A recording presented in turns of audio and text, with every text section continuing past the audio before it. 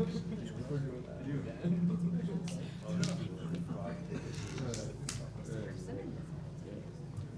no real like in-person meetings since I got them, so I kind of well, that's what I was thinking. In the event that more chairs are needed, there are some in the back of the room. Councilor Denham can wave and show where the extra chairs are. Thank you, Councilor Denham.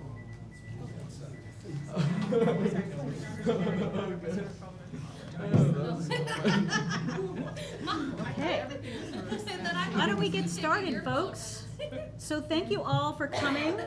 It's great to see so many people in this room. It feels so wonderful to actually be able to have a live in-person forum after so long of not being able to do events like this. We're really grateful tonight that Easthampton Media, which is now switching to eMedia, they're broadcasting this live. They're also going to have a recording up on their website until the September 6th primary. So if you're watching at home or if you have friends who didn't get to come, please let folks know that that's happening. And thanks to Easthampton Media for their collaboration in this event. So I'm Jackie Brousseau-Pereira, and I'm the current chair of the Easthampton Democratic City Committee. I'm really pleased to be able to moderate this forum tonight. I'm really excited to hear from all the candidates for Hampshire County Sheriff. I want to talk a little bit about rules for tonight as we move along. Our vice chair, Evan LeBeau, is in the front row with his fabulous working dog that he's training. Evan's our timekeeper tonight, so I'm going to ask, as the candidates are speaking, to just pay attention to Evan in the front row. He's going to give you the 1 minute, 30-second and stop sign. We have quite a few questions, and we want to make sure everyone has their time, so please pay attention to the timekeeping and be respectful of each other. I'm not worried about that because I know that you're all respectful. The candidates are all here. As you can see, what we did at the beginning before we started was I asked each candidate to pick a number from my hand on a piece of paper so we could determine the order in which folks were going to start off. And so Sheriff Patrick Halene will give his first remarks. I'm going to do the logistics. That word is hard today. The logistics first, and then we'll have you give your remarks. So Sheriff Halene will go first. Yvonne Gittleson is going third. Caitlin Cepeda is going second. You're in that order on my sheet. So each of the candidates will give an set of opening remarks for 4 minutes. And then we have a series of questions that were submitted ahead of time from members of the community, and we also actually asked the candidates to each submit some questions. So we took all the questions that were submitted, and we have a set of questions that the Easthampton Democratic Committee, Executive Committee actually built over the last couple of days. So those are the questions we'll be going with. We are scheduled to end at 9, so we want everyone to be kind of, again, respectful of time. We may not get to all the questions. We'll see how it goes. If it turns out that something comes up in the conversation and you feel like we haven't built in any responses, we've really just built this as a forum, but if something comes up that you feel you need to address, please ask, and we'll see if we have the ability to add a couple minutes in case someone needs to do a response to something that comes up. Okay, I think we are ready to go. Unless there's any reason why we shouldn't, let's just get started. So again, each candidate gets 4 minutes to do an opening statement. Sheriff Halene, you get to go first. The things we're thinking about here are kind of what do you bring to this position? Why is it important for you? Take it away. Thank you, Jackie, and thank you to the Easthampton Democrats for allowing us to speak. I'm Sheriff Patrick Halene. I'm a 64-year-old Irish immigrant who lives in Hampshire County and have lived here since I was 10 years old. I care deeply about this community that welcomed me as a child and helped me expand my roots. I'm a trained, educated, and a certified jail manager and a criminal justice professional. I've worked my entire career to the service of citizens of the Commonwealth of Massachusetts, starting as a member of the Army National Guard up to my present position as the Sheriff of Hampshire County. I've held positions within the criminal justice system as an educator, an auditor, a compliance manager, and several positions within the department managing staffs at every level. Currently, I oversee the entire Hampshire County Sheriff's Department, which has 7 divisions. In my current role, I am responsible for implementing legislative mandates of criminal justice reform, and fulfilling audit requirements for the 9 agencies that oversee all of our work. These audits ensure safety for everybody in the community. We continue to pass these audits successfully. I am the only candidate who has this level of expertise. As your sheriff, I'm responsible for making tough calls that protect the lives and the safety of all individuals who interact with us. This job requires a multidimensional skill set, which I have developed over the many years with the department, 24 hours a day, 7 days a week, and 365 days a year. It doesn't take time off. Not all of those are great days, but most of them are good days, and the good outweigh the bad. This is why I want to continue to work, doing the work as the sheriff. I want to continue to make sure that our community has the opportunity to have more good days than bad days. I want to tell you a few things that have happened over the last 5 years. During COVID, we had to develop a makeshift courthouse to operate inside the facility to allow justice process to continue while everything was closed down. I continued to work with the Legislative Commission to ensure the health and safety of the LGBTQI community that is incarcerated throughout Massachusetts. I remodeled one half of the facility to meet today's living and learning standards. I installed new air circulation systems in the main facility to better serve those individuals who are living there. I established a medication-assisted treatment program that is licensed by the Mass Department of Public Health. And I've established our own opioid treatment center, licensed by the DEA and the U.S. Department of Health. This is only the second one in the state. Established a home for 16 parolees called the Rocky Hill Reentry Collaborative. I built up a positive treatment model by combining education and treatment into one cohesive unit under the one professionally trained educator who has an excellent record in managing people. I purchased a heavy-duty tablets for the inmates at no cost to the Commonwealth. I increased the level of education and training for many of the staff under the leadership of a new staff development director who has a college background behind her. Maintained a transparent relationship with the media and our legislative delegation, providing over 80 status updates from March of 2020 to the present day. You can find those on our webpage. Continued with the legislature, I in fact reduced to zero the amount of money that each city and town has to pay to the regional police lockup. Thank you. Thank you for your remarks. Caitlin Cepeda, would you like to go next? Sure. My name is Caitlin Cepeda. I'm a registered nurse. I have been for nearly a dozen years, almost 10 of them, the Hampshire County Sheriff's Office from 2012 under the former Sheriff Garvey until just this past October. I have been a lifelong member of Hampshire County, born and raised in Ware, reside in South Hadley with my family, with my husband and my children. Went to UMass for my graduate in nursing degree while I lived in Pelham and served on the Conservation Commission there. I've been involved with a number of programs at the Hampshire County Sheriff's Office since my employment began there. I was instrumental in the MAT program, the MOUD program that Sheriff Halene spoke about. On the ground floor of writing the initial grant of that. I was the medical liaison to that program for a number of years. I designed and developed the data processing and record keeping software program for that department or for that program. And gave weekly meetings and updates to all treatment staff involved with that program for a number of years.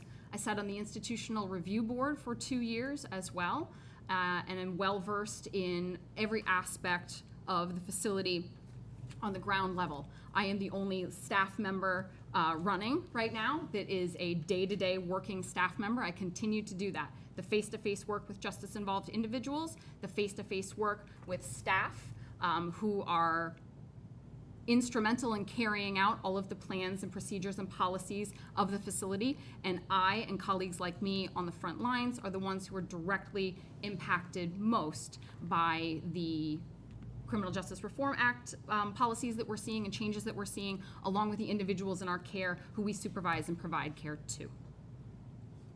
Thank you. All set? Yeah. Okay. Thank you. Yvonne Gittleson, would you like to go next? Yes, thank you.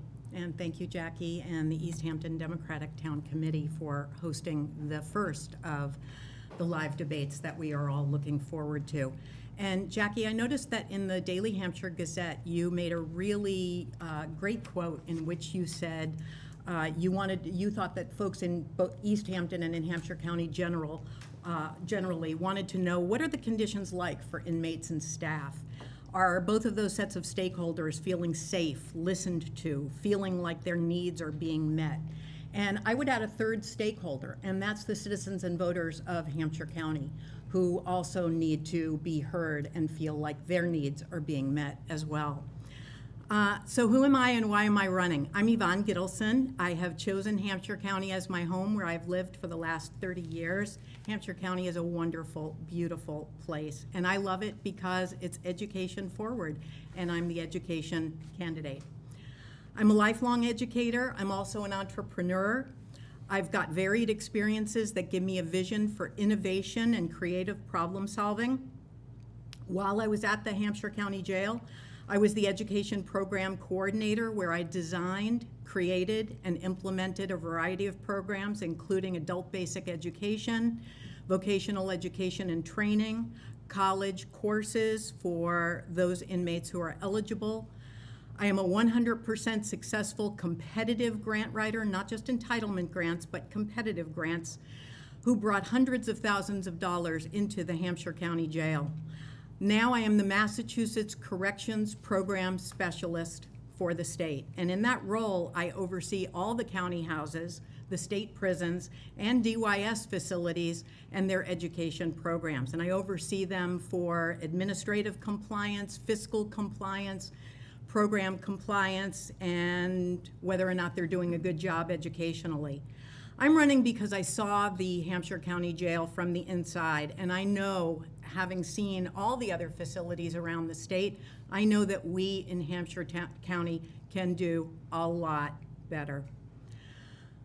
I couldn't stand by, and in 2016, I voted for Mr. Halene, and I voted for him because I thought he had the most experience compared to the other candidates. And in 2022, I'm taking my vote back. I know that education has been proven to reduce recidivism. It's the only thing that has been proven to reduce recidivism. As the educator among the candidates, I know that I am eminently qualified to make the Hampshire County Jail an education forward facility. And in fact, my goal is to make it the flagship educational correctional facility for all of Massachusetts. What I will do as sheriff is I will restore and improve staff recruitment, retention, and the esprit de corps that is so lacking. And I'll do that through communication and respect. I'll restore and expand all educational, vocational, mental health treatment grant funding wherever possible. I'll work to increase the Hampshire County's budget allocation from Boston. I can tell you that a woman sheriff will get a lot of attention in Boston, especially with a woman governor. I will publish all the budgets and expenditures on our own website, plus the see-through system. I'll be visible and available throughout the facility every single day. I'll upgrade the technology. I'll have a transparent system of promotion based on demonstrated performance outcomes. I will invite SEIU or another union of our choice to organize the non-security staff within the facility. I will meet regularly with each department and not just senior staff for open and communication. Thank you, Evan. Thank you, all three of you, so much for those remarks. I have a series of questions that I will go through that the candidates have not seen yet, so they haven't had a chance to prepare them. What I've done is kind of gone ahead and randomized who's going to answer first throughout these questions. The first question I'm going to start again. I know you got to finish, Yvonne, but now you get to start again. So the first question to our candidates is, many people don't understand the role of county sheriff in the state of Massachusetts. So how do you define the office, and who do you consider to be its main stakeholders?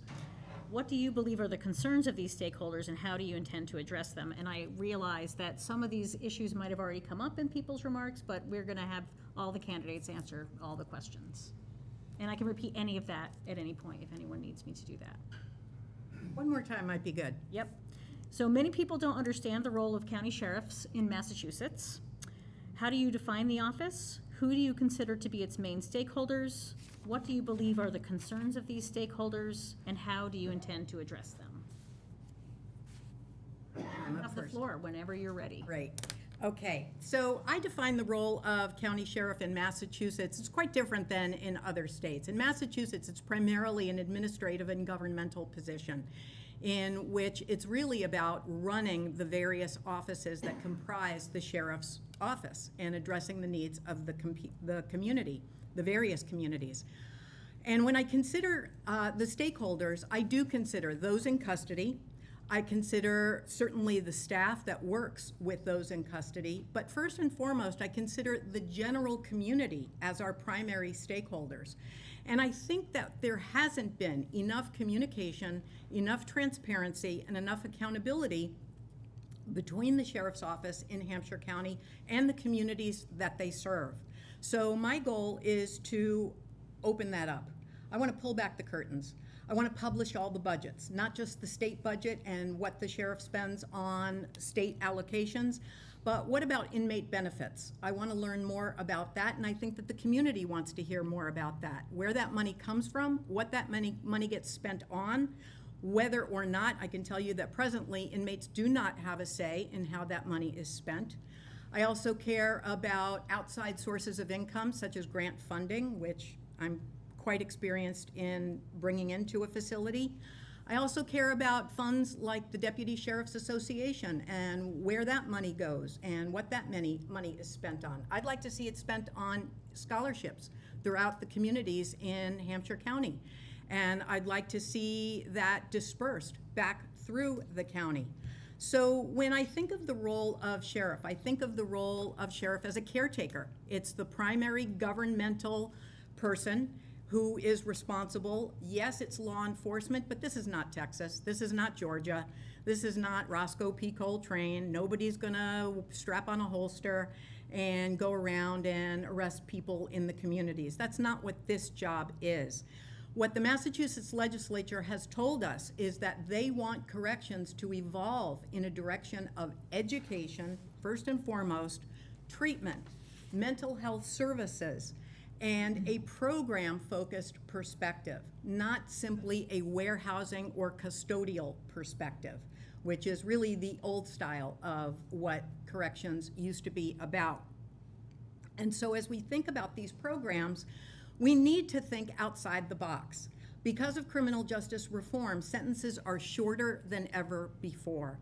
It also means that folks who are getting incarcerated are very serious offenders. So they're very serious offenders, yet they're with us for shorter periods of time, just like in public education. Every teacher knows this. Every year you do more with less. That's how it goes. And so that's what we have to do in corrections also.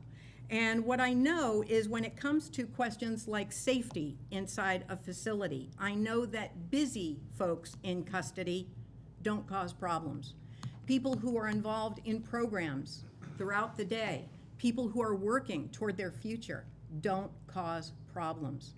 And so through education programs, through treatment programs, among the mental health changes I want to bring one-to-one counseling and therapy to the facility, not group settings without a focused curriculum, without evidence-based outcomes, where, to be perfectly honest, convicted offenders don't want to share their deepest, darkest secrets with one another when they're sitting in a room together. They need one-to-one proven therapy, whether that's CBT, DBT, maybe even EMDR, or let's rely on good old-fashioned talk therapy. But that's what we need. Thank you. Caitlin, I'm going to ask you to take that question next. Let me know if you need me to repeat any of it. No, I think I'm okay.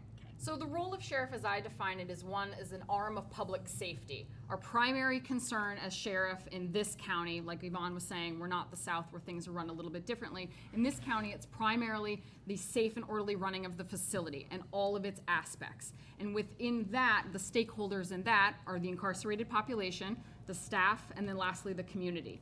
Our primary goal as sheriff and in a correctional setting is to make better the people who are incarcerated with us, whether that's pretrial or sentenced, as they enter back into their communities. Largely this community, though at Hampshire County, where the population is approximately 50% outside of this community, a nearby community potentially.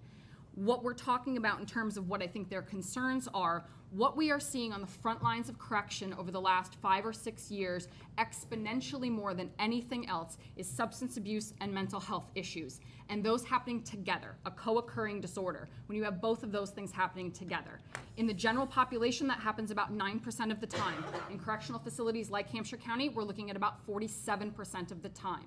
That's where the focus needs to be. You will be unable to reach people for any kind of extra help, extra educational, extra anything until you get them to a place in their substance abuse recovery where they are physically able to accept that help and that treatment. You cannot, if any of you is nurse, if any of you has worked with substance abuse offenders or anything like that, you cannot reach people while they are in the throes of detox. You cannot reach people while they are in the throes of that addiction. And for some people who are longtime heavy users, depending upon the drug, that can take well more than 30 days. For a lot of our pretrial offenders, we don't even have them that long. So for our stakeholder that is the incarcerated individual, that first and primary concern needs to be addressing our substance abuse issues. That happened really, really well when the facility became an OTP, an opiate treatment program. That can be extended through streamlining of that program. That's grant funded largely. It can be streamlined where we're able to offer more services to more people because we've coalesced the work and we've made it easier to get to the staff that provides the work. The second part of that is the mental health treatment.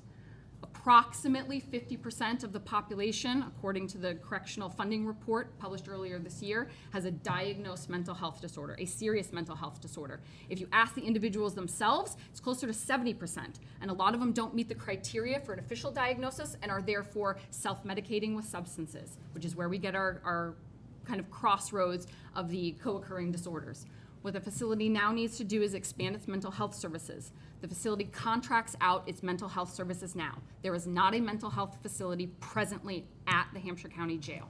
What that contract allows us to have is a clinical provider, psychiatrist, every other week, and it allows us a unlicensed forensic clinician. We need to expand on that and expand the program internally so that we have licensed staff providing more treatment to the individuals in our care. The staff need help. We are at a staffing crisis. There needs to be recruitment, training, and we need to deal with all of that so that the overtime is decreased, which blowing our budget. We are already spending more in overtime than we did for the entirety of last year, and we're halfway through this year annually.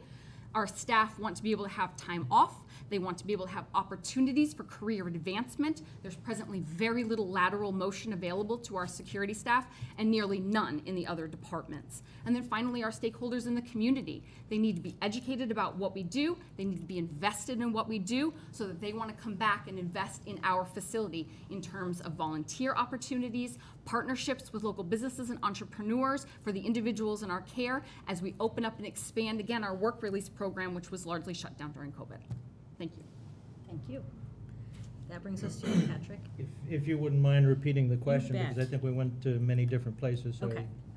So the question is, I read it the first time. Many people don't understand the role of county sheriff in Massachusetts. How do you define the office? Who do you consider to be the main stakeholders?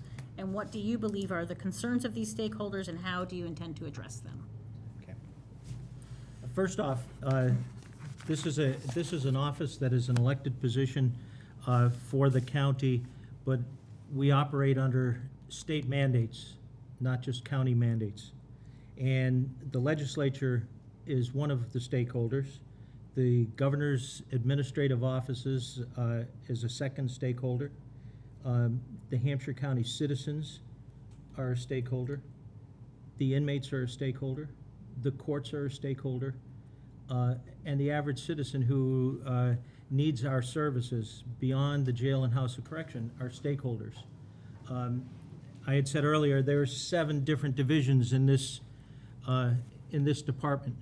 All of those divisions have stakeholders, whether it's the senior citizens who work with us through our triad program, or the inmates who are in our Bridge to the Future program, or the legal community, or the average citizen who has to deal with the civil process office, the regional police lockup, all of the police departments in Hampshire County are stakeholders in what we do as a full Hampshire County Sheriff's operation. It's not just a jail and house of correction.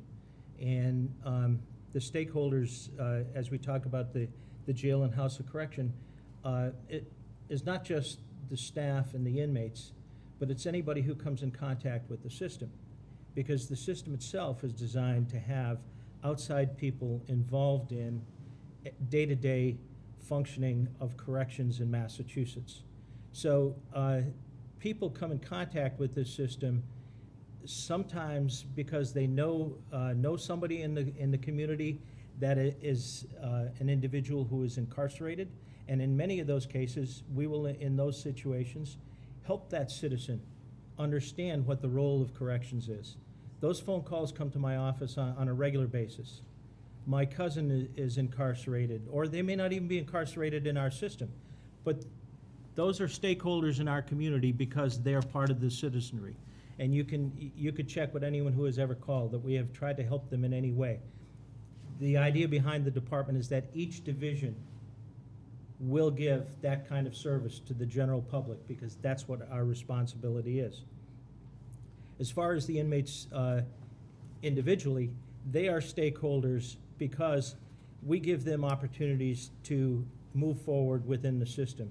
They can step down through a series of programs, end up back in the community, whether it be on an electronic monitor program through our Bridge to the Future House, back working in the community where we have many local employers who we view also as stakeholders because they work with the system to get people back into an employment situation. And we have very loyal employers who will come back time and time and ask if they can help. And that's where we create the work that generates the goodwill of the community and allow the inmate population to move forward so that they can safely come back to the community. And then you have the other group is the wraparound services outside in the community that we provide and that we connect with so that the individual inmate, when they're leaving us or when they're close to leaving us, can in fact get services in the community through all of those different groups that we work with on a daily basis. It's not a one-dimensional program, and it cannot function as a one-dimensional program as being suggested. Thank you. Our next question, I'm going to ask Ms. Cepeda to start, and then Sheriff Halene, and then Ms. Gittleson. So here's the question. From your perspective, and again, some of these might seem repetitive, but we're going to give everyone a chance to answer everything. From your perspective, what are the biggest challenges facing the Hampshire County Sheriff's Office and the Hampshire County House of Corrections right now, and how do you plan to address these? I think primarily the biggest challenge facing the jail and house of corrections right now is staffing. We, along with every other correctional facility in the state and a lot of law enforcement agencies, are facing a staffing crisis. There aren't enough qualified applicants for the job openings that we have. Those that we do get in aren't necessarily seasoned in any kind of way, and with the other opportunities that exist in law enforcement now, particularly since the post-commission has come about, there are so many other law enforcement opportunities for people who are well-seasoned in criminal justice, who are well-seasoned in law enforcement. There used to be a time, closer to even when I started working in criminal justice and in corrections, where a lot of graduates out of the wonderful universities we have around here in criminal justice and sociology and social work came to corrections as kind of a stepping stone to get their feet wet in corrections and in community law enforcement, and used that as kind of a way to get into a different law enforcement agency, whether that's the state police or a local police department or something else. Now, with the opportunities that exist and the lack of people applying in general, folks are bypassing the correctional system entirely. So we're not even getting those feeders out of the university for people just looking to get experience and getting their feet wet. There are just not the applicants. And in turn, what that creates internally for the staff is staffing that are overburdened and overworked. The staff that are there are asking, like Ms. Gittleson said, to do more with less every day. The roles at the correctional facility, the roles of the correctional staff, and treatment staff and medical too, for that matter, is expanding every day. The hats that they're required to wear grow, heavier and multiply every day, and we're not offering them as much opportunity as there once was for help. That's blowing our overtime budget. We're already past what we spent last year. It's overburdening and overworking our staff such that the environment within the facility for those who are incarcerated becomes less safe. There is more overworked staff. The staff that are there are tired, maybe working on their second, overtime that day, and it's difficult to be giving your all as a staff member to your job when that's what you're facing in terms of your work environment. It's difficult for you to want to be that fantastic role model to the individuals that you're caring for, to really give your all that these guys who are employed really, really want to be doing. And the women in the medical department and all of the, folks in the treatment staff, same kind of thing. They want to be giving more, but it's difficult with the lack of staffing there. That's a primary concern. Past that, technology upgrades. We are an antiquated facility and we're not making an effort to be more technologically advanced. We still use typewriters to keep records. There's no reason for that. They sit next to computers in every single instance. It's a matter of taking the initiative and starting to use that technology. What we can make up for a little bit in our lack of staffing is the use of technology, where we start working smarter and not harder. It's important for us to get on the bandwagon for that so that the staff that we do have can be spending less time on the administrative paperwork and the secretarial work, and they can get back to the work of care and custody and be out and amongst the individuals that we're caring for and doing that work, doing that talking, doing that therapy, doing that time with them. If we installed Wi-Fi, we could take our tablets and we could go elsewhere and we could do programming in different places. We could have meetings and assessments in different places, and it wouldn't be tied to such a tight schedule. It would open us up for opportunities for more treatment options and more time, more face time with the individual. That's what we need to start getting back to. Less menial tasks, more meaningful tasks. Thank you. Sheriff Kalin? I would say that staffing is a concern in every facility in Massachusetts. It's also a concern at every police department in Massachusetts and probably across the country at this point in time. But it's not just the staffing in criminal justice agencies, it's staffing in every agency that you come in contact with. And we have these discussions quite often regarding staffing. And since the beginning of the year, we have had over 300 applications for employment, and we have recruited 15 people from those applications. We screen out people for different reasons, obviously. That is only one piece of a puzzle, and we have to continue to look at how we evolve corrections.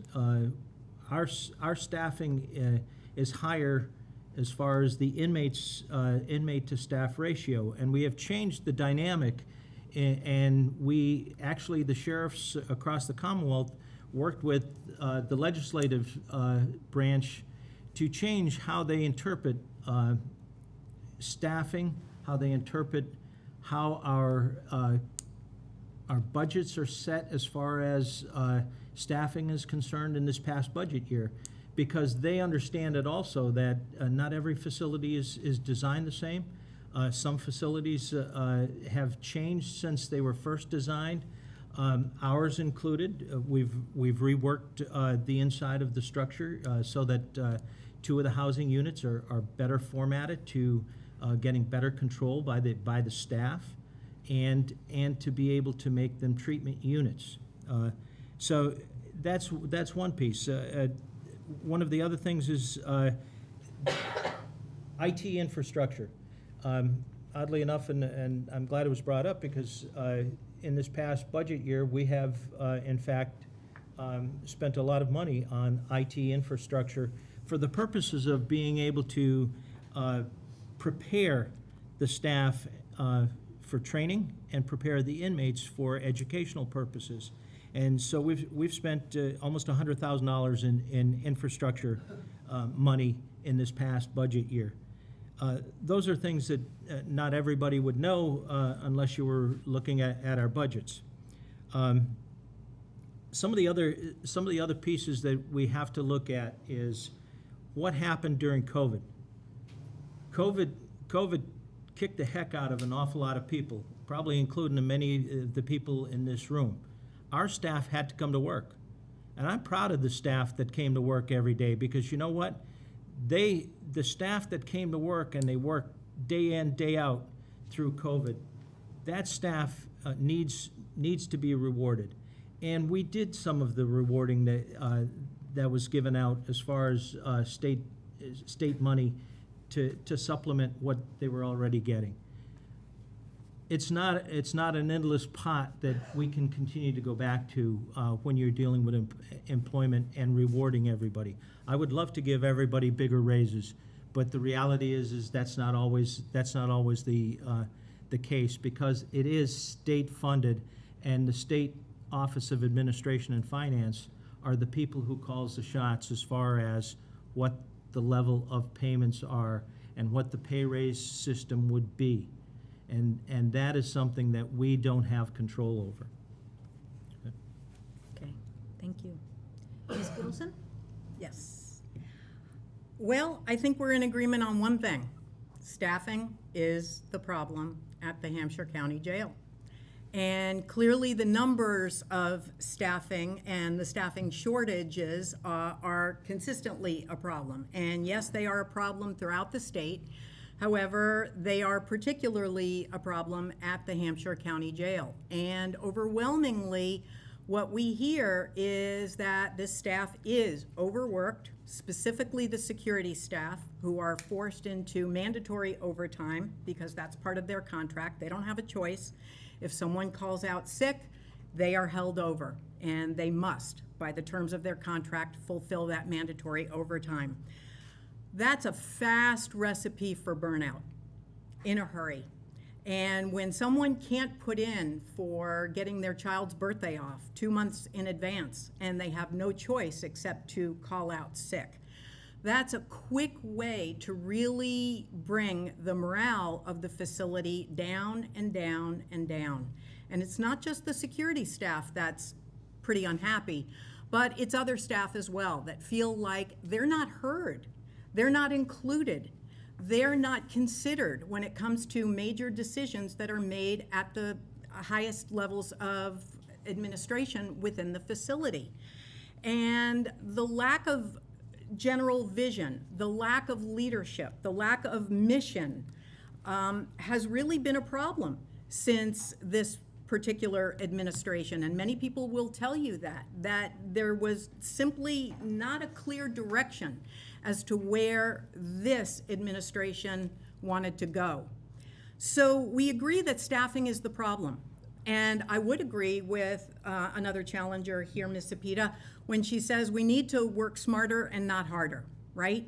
There are ways to reward employees that don't come down to money. This isn't just about money. People want to be heard. People want to be seen. People want to be spoken to and communicated with.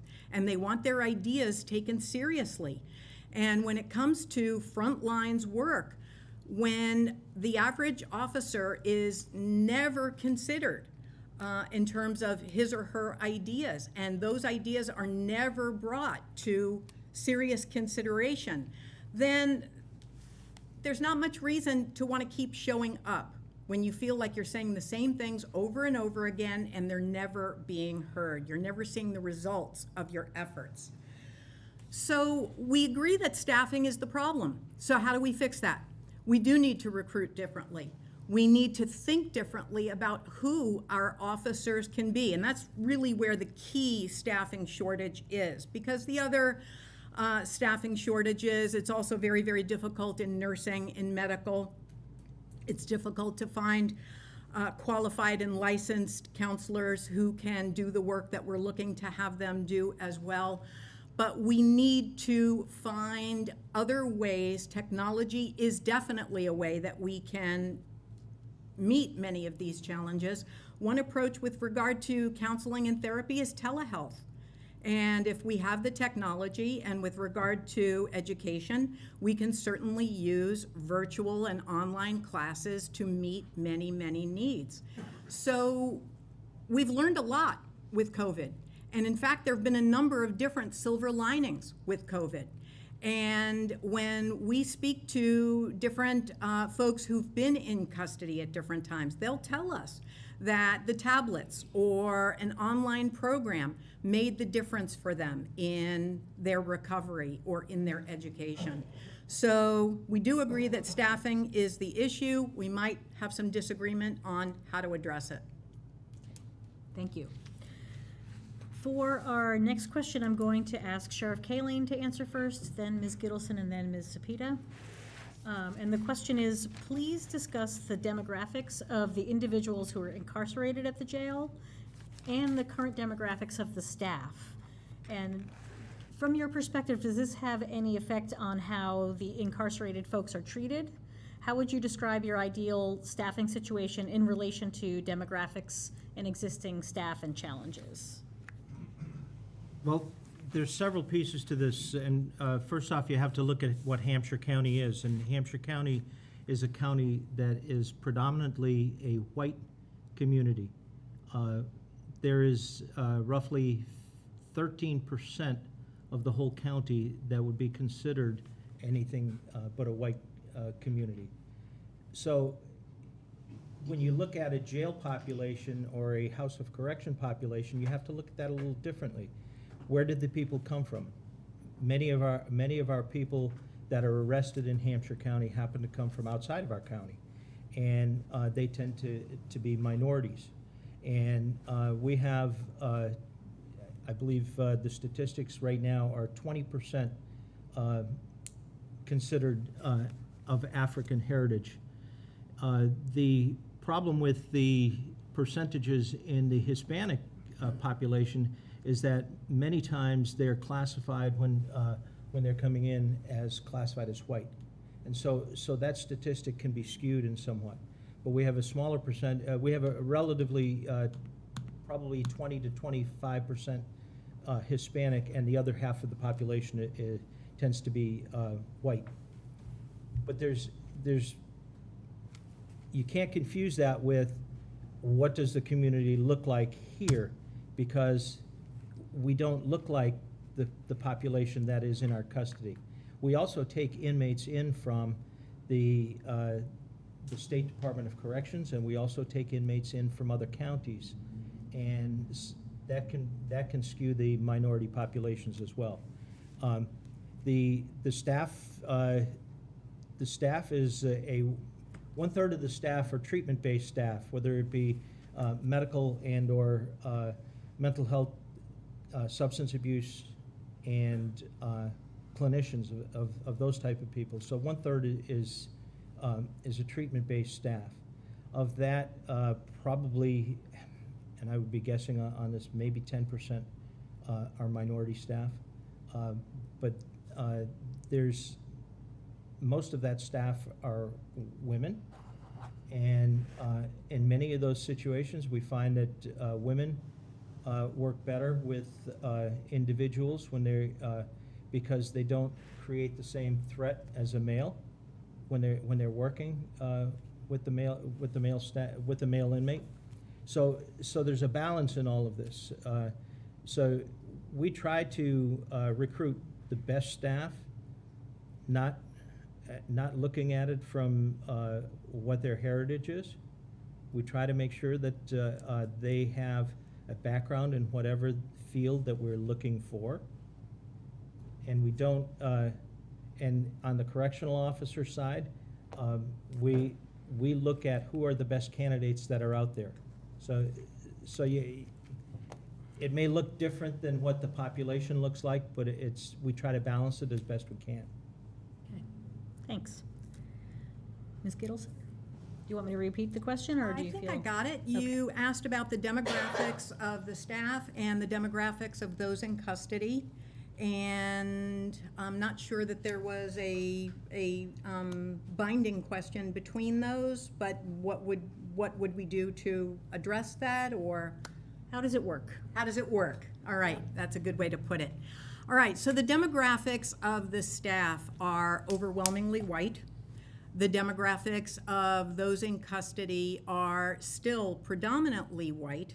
However, the non-white populations are disproportionately represented in the persons in custody. And I think in listening to Mr. Kalene's description of this, I think we have a pretty clear idea of why there's some difficulty and some disconnect between staffing and those in custody. So for those of us who are a little more well-versed in issues of diversity, equity, and inclusion, we know that we don't use the word minority anymore, right? So we use words like BIPOC, terms like BIPOC, which stand for Black, Indigenous, People of Color. We do talk about LGBTQIA+, and we talk about persons and then their ethnicity, right? Not a group name, for example. So how do we find more folks? How do we find more staff who represent and look like those in custody? Yes, we do have more folks who are non-white who come most usually, in our case, from Hampden County. And there we have folks who are Latinx, and there are a variety of terms that they prefer to use. Mostly, they prefer to be called by whatever it is that their actual ethnicity is, whether they're Puerto Rican or Dominican or whatever. So it might be Latinx, might be Hispanic, but it might be particular to their own ethnicity. We do need more women in corrections. I am glad that that issue came up, because very recently I spoke with a formerly incarcerated individual, and he said, we absolutely need a woman sheriff. We need someone who is both nurturing and yet no nonsense. And we need women because in these roles, because specifically in security officers' roles, correctional officers' roles, we need women in those positions because it does de-escalate and bring down the level of tension very often. So I think we're overlooking a very rich area of population that we can begin to recruit and look for a very different model of correctional officer, like the correctional case manager, for example, that model of officer. So we do need, we need way more training for our staff.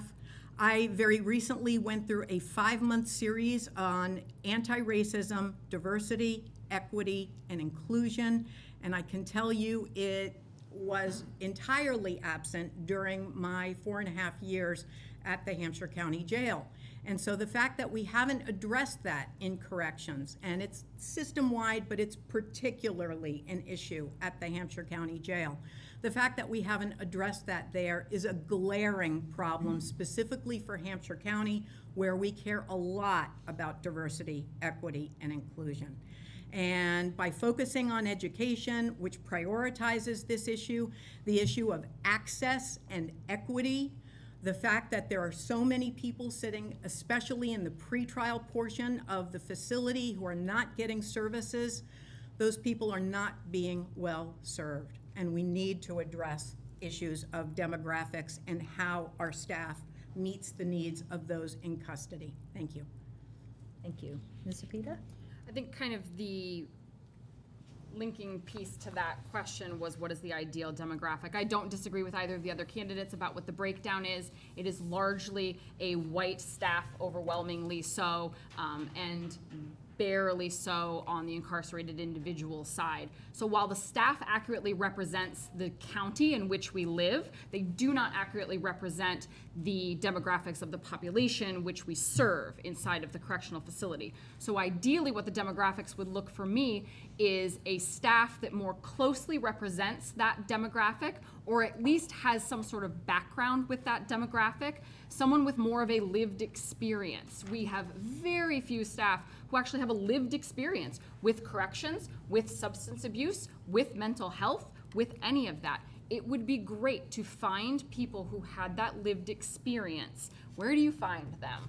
You start reaching out more into the community. This is where the community outreach portion comes, and this is where you start doing the community discussions where you start talking to groups at colleges, at high schools, out into the community, where you start recruiting people who have that type of experience, where corrections might be a place for you. And yes, while having a female presence in the facility in general acts as a de-escalation tool, having folks that understand what the individuals in a correctional facility are going through works as that same de-escalation model. They understand what the individuals who are incarcerated are going through. They've lived the experience. They know.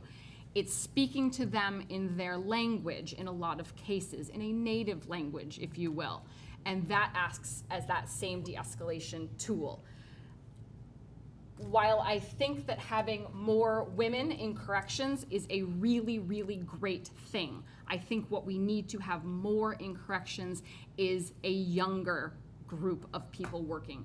People who have more experience with technology, who are still ambitious and hungry, who want to take this job and make it their own and advance it. That doesn't necessarily have to be divorced from people who have experience. Those two things can happen hand in hand. But having folks recruited into the facility who have an open mind, who are younger, fresh of ideas, fresh with ambition and innovation, than having somebody at the helm who's willing to listen to all of that, makes for a very interesting model for success, I think. Thank you. Okay, so for our next question, we are going to start with Ms. Gittleson, and then to Sheriff Halene, and then to Ms. Cepeda. So as we were doing research for these questions, we had heard that individuals who are held for pretrial hearings make up a significant portion of the population at the Hampshire County House of Corrections, and they can sometimes be held for months or longer before having their trial. So what programs are in place to support these individuals and their families while they're incarcerated in this way? And what kinds of programs or services would you like to implement?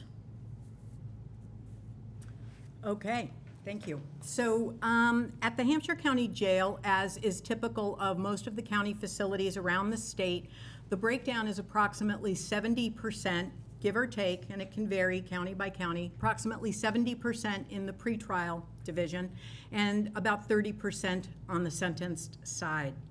So in pretrial, and the law specifically states that with regard to things like education, that what the Mass General Law actually says is those sentenced to 6 months or longer are entitled to education services. And they're entitled to ESL, they're entitled to literacy instruction, they're entitled to preparation for high school equivalency, for example.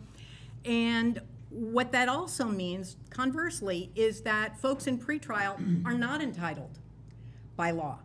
So they're not guaranteed. And it's a tricky, sort of slippery slope sometimes, because they're also not convicted of anything. They are innocent until proven guilty, right? They're awaiting trial. So 70% of the population is sitting on the pretrial side. They're not by law entitled to services. According to the spirit of the law, as I see it, they should still be getting services, because many of them do spend time for extended periods of time on the pretrial side. They can spend months. They can spend years. For me, the worst example of this was an individual who was on the pretrial side when I arrived in 2017, and he asked to join the education program, and he was denied. He was not allowed. His charges were serious. He was not allowed to come off the unit. And I asked many times to be able to go serve him and others in that unit. And that idea was never met with any kind of fruition, unfortunately. He asked, he asked, he asked. He wanted to come to school. He wanted to work on his high school equivalency. He never got it.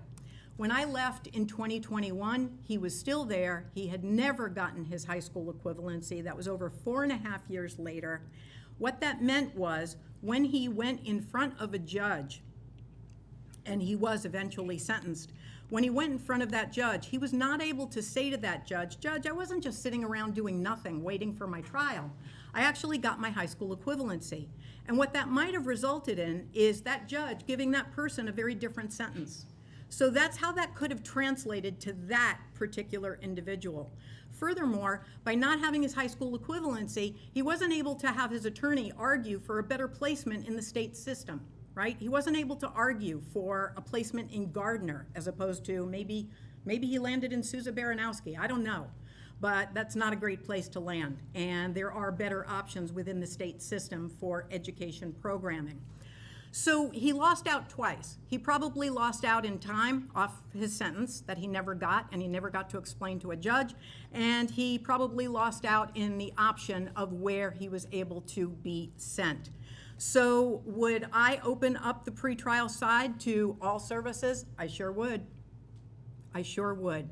It wouldn't be difficult. The Hampshire County Jail is divided, and especially on the pretrial side, in a lot of small housing pods. We could collect pretrial individuals who want to get education services or who want to focus on substance abuse treatment primarily, or their mental health counseling. We could collect them in pod by pod by pod and get them those focused services while they are waiting for trial. My understanding is that there are approximately a dozen, maybe 15 or so individuals right now who are over the 2-year mark on the pretrial side. That's a long time. It's a long time to go without services. Thank you. Thank you. Sheriff Kalane? Well, I probably want to correct a few misunderstandings that might have happened in all of this. One is there's a classification system in place. There has to be a classification system in place. Otherwise, we cannot keep our staff safe, and we cannot keep the other inmates safe. And this is what both of these candidates have talked about, is the staff safety and inmate safety. And so when we talk about how we interpret what a classification system is, we have to make sure that the classification board absorbs as much information about that individual as possible. Now, I don't know who the individual is that she's referring to, but from everything she has described, my assumption is that the seriousness of the charge prevented that individual from being moved from point A to point B, and that individual was probably looking to get to a classroom situation where we don't know that the goal isn't to escape from the facility. There has to be some balance in all of this. And one of the other misinterpretations is that we're housing these people for long, long periods of time. We're not. The average length of stay for a pretrial individual is roughly 27 days when you start looking at the overall population. 27 days. So let me tell you what happens, because I started out as a correctional officer. I know what it's like to be a correctional officer and work in housing units and work with a population that can be very volatile at times. And so when I look at these situations, I have to trust that the classification system works right and the classification board is making the right decisions for the safety of everybody that's inside the correctional facility. So in those 27 days, an individual has to be assessed from a medical, mental health, and treatment standpoint. And by the time they get to a point where we're ready to make them or put them into some sort of a treatment program, and by the way, we do have treatment programs for pretrial inmates. Contrary to what's being said, we do have pretrial programs for the inmate population that is in the pretrial status. As a matter of fact, one of the units that I worked through COVID to get back on track was our modular building, and in that building, we have pretrial individuals that are housed that actually can work in the facility and can go to programs. And they can go to educational programs as well as any other program that they so choose. But they are classified for that purpose because I am not going to run the risk of having staff get seriously injured or killed by somebody who is thinking that if I manipulate a staff member to get to a point that they end up in a classroom, that they try to find a way to escape. Now, I've been there a long time. I've seen how escapes happen, and I've experienced them. As a matter of fact, there's a friend in the room that was on the shift with me one night when an escape attempt was discovered. And, without his expertise and knowledge, we may have had somebody get hurt that night.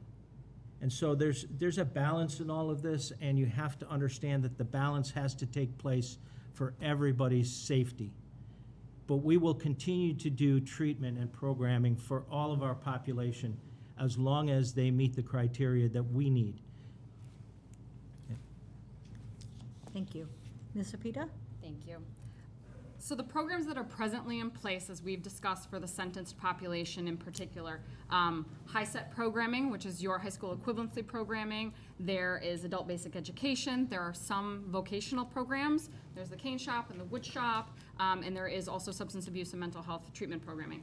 I'd like to have a little bit more information about what Mr. Halene is talking about, because last that I understood in correctional facilities, because I continue to work in one, all pretrial individuals are classified as maximum, and the location that the sheriff is talking about is a medium security building. So I'm curious about how exactly that happens when we're talking about safety as well, having pretrial individuals housed in a medium security building. Perhaps that's a failure on my part, but my understanding was pretrial individuals were all maximum security. What is the ideal that I would like to implement? I would like to implement more technical and vocational training, and technical and vocational training that is aimed at adequate job placement post-release.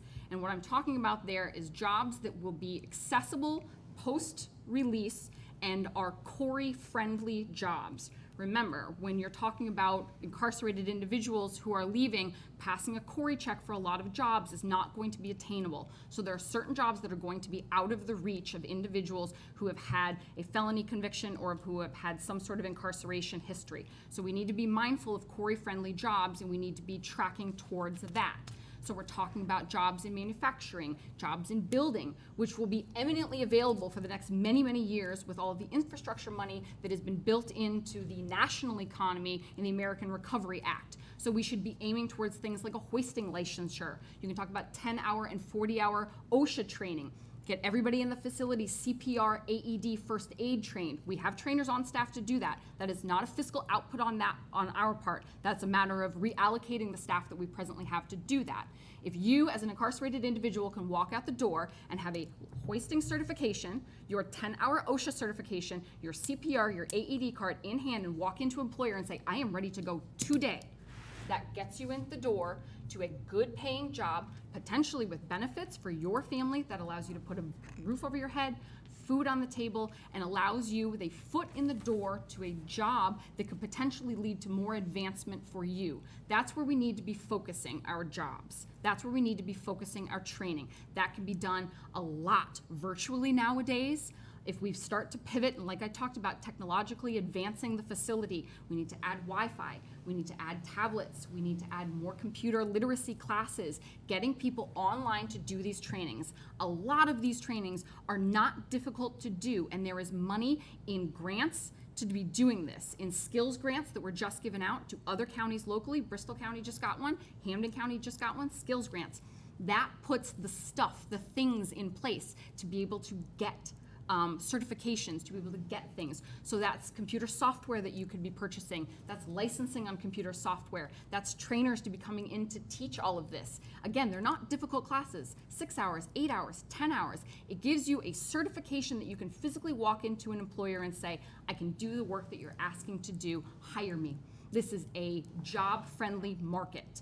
This is an employee-friendly market. There are jobs to be had if we train people for it. And there is a high demand for blue-collar jobs, and in some cases even white-collar jobs for individuals in CORI-friendly positions. But we need to be reallocating our resources more appropriately to fit what the community is going to be able to provide for the individuals released from the facility. Thank you. For this next question, we're going to ask Ms. Peter to go first, Ms. Gittleson to go second, and Sheriff Halene to go third. And the question is, and we have, again, there's some themes that are running throughout the questions, but I think that that's a good thing.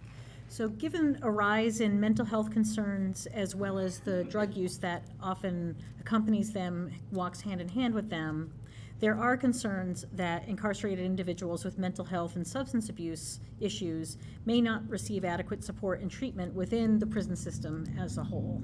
So what initiatives, if any, have you or would you support that address these concerns? What new initiatives do you think could be developed to support the rehabilitation of incarcerated individuals struggling with their mental health? I think first and foremost, what needs to happen in the facility is the creation of its own mental health department. Like I said earlier, we contract out our services to ServiceNet. They are not providers within our facility. They are not on the state books. So the facility is binded to the contract rather than the employees servicing the needs of the facility. What we need is to expand the role of our mental health department. We need to get licensed clinicians in, and we need to get more of them so that there is more ability for the individuals in our care to be assessed, to be diagnosed, and then to be treated on-site, quickly, and thoroughly. That's where we need to start. That needs to start with recruiting and hiring licensed individuals, and I think we've heard up here too that recruiting and licensing and getting staff in general is going to be difficult. This will be no different. It will be hard to find licensed mental health clinicians, licensed clinical social workers, certified correctional healthcare providers like I am, but on the mental health side, to come into the facility. That's going to be difficult to do. Not impossible, but it will be difficult to do. Again, outreach into the communities. We have fantastic programs. How many colleges do we have in the area? We're the 5-college area. We should be tapping into those resources. You have master's degrees and PhD programs coming out of a lot of these schools. Tap into them. We have interns who come into the facility. Tap into them. You need to start continuing that contact with them post-internship, post-practicum placement. Need to start getting them into the facility. First and foremost, that's where we need to start the creation of our own department. Once we get that in place, then you can start to expand treatment options to more specific group treatment. If we have the staff, more specific one-on-one treatment. I don't think that's a bad idea if we can get the staff for it. The way the facility is presently, it's not an option. You have more than 50% of the facility with a diagnosed significant mental health disorder. You have one psychiatrist that comes to the facility every other week. You have a master of social work that does the day-to-day, Monday through Friday, 40 hours a week. Last I checked, mental health doesn't take weekends and holidays off. We need more staff, greater hours, expanded availability to the facility. We need to have staff that work for the facility, for the individuals in our care. We need to not be beholden to a contract to an outside facility. We need to have clinicians in the house that are providing services on the timetable that the individuals in our care need it on. Crises don't happen 9 to 5. Crises happen after a bad phone call at 10 o'clock. Crises happen after you get back from court or on Sunday before you're gonna go to court. Things like that where we need to have providers. Yes, we have access to crisis services if there is a crisis, but more often than not, what we are relying on is critical incident trained security staff to manage the mental health crises. That's above and beyond what they should be doing. That is above and beyond their training. They do the very best they can with de-escalation techniques that they've learned, critical incident training, management that they've learned. They are not an adequate replacement for a licensed mental health clinician. What we need is to expand that role and to expand that access for the individuals in our care. It will only benefit them when we are talking about largely half of the population with a mental health disorder, and then again, another 80% total that have a substance abuse disorder. Combine those two, we're talking close to 50% of our population that has a co-occurring disorder that should be treated in an integrated fashion. We need to be doing that. First step, that's where we start. Thank you. So this question next goes to Ms. Gittleson. And Jackie, just so I make sure that I get all parts of the question, would you repeat it? You bet. Thanks. So given a rise in mental health concerns as well as the drug use that often accompanies them, there are concerns that individuals with mental health and substance abuse issues may not receive adequate support and treatment within the prison system. What initiatives have you or would you support that address these concerns? What new initiatives do you think could be developed to support rehabilitation of incarcerated individuals struggling with their mental health? Great, thank you very much. And so I do agree that there are a disproportionate number of folks in custody who deal with dual diagnoses, and usually it's the mental health, mental illness issue that causes substance abuse because they're self-medicating. So then we bring on a secondary problem, right? So we've got a substance abuse issue, but the real issue underneath it is the mental health issue. And how do you tackle both when they're both raging at the same time? So the answer is you do need to address both at the same time. You need counseling, you need actual therapy, not general groups where people feel either coerced or manipulated to participate in a certain way, but one-to-one actual therapy, specifically talk therapy in some form or another, whether that's CBT or DBT or some other modality, but some kind of real therapy. How do we do it? Given the fact that Hampshire County is blessed with a disproportionate number of clinicians and social workers, it would be wonderful if we could get them to come and apply at the Hampshire County Jail. But one of the first things we need to address is the fact that folks don't want to work there. And the fact that folks don't want to work there in general is a problem. And word has kind of gotten out about that. You know, if you look at online sites, people say things like run, don't walk in the other direction. You will not have a good experience there. So we need to take care of the staff, and we need to consider that one of the first things we need to do is we need to make the Hampshire County Jail a place where people want to work. And to come back to the formerly incarcerated individual who gave me some real insight on this and who reached out because he said, you are absolutely my choice for this position, and how can I support you? He said something that was really concerning to me. And he said, the fact that the staff does not support the current administration makes us unsafe. And for me, that was a mic drop moment. That he said, unfortunately, you know, because there is such a demoralized feeling among the staff, that because people don't want to work there, that because people are not attracted to want to make the changes that need to be made there, it means that we're not going to get the quality folks that we need to try to bring to the facility. We also need to address the mental health issues of the staff themselves. And nobody's talking about that. Nobody's talking about substance abuse among the staff. Nobody's talking about anxiety, right? Hypervigilance, right? Depression, and the kinds of things that we don't talk about. We need to start talking about those things and checking in with one another. Are you okay? A few years ago, we lost a staff member who took his own life, and that hit a lot of folks really hard. What was shocking to me was that we had a day of grief counselors who came in after the fact, and then after that, nothing. We never talked about it again. It's like it never happened. So we've got some bigger problems to deal with, and the fact that most folks don't find it an attractive place to want to stay, whether that's veteran staff leaving or new staff who don't want to apply, to me, that's a major challenge for both the folks in custody and the folks who work there. Thank you. Sheriff Halene?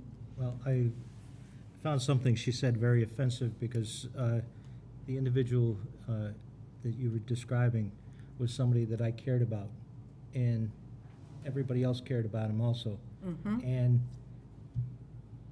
you may not have known the whole history, and I would beg to differ that the people who did come in that situation came in not only for one day, but they spent months later working with staff privately, because that's what you do in a mental health situation.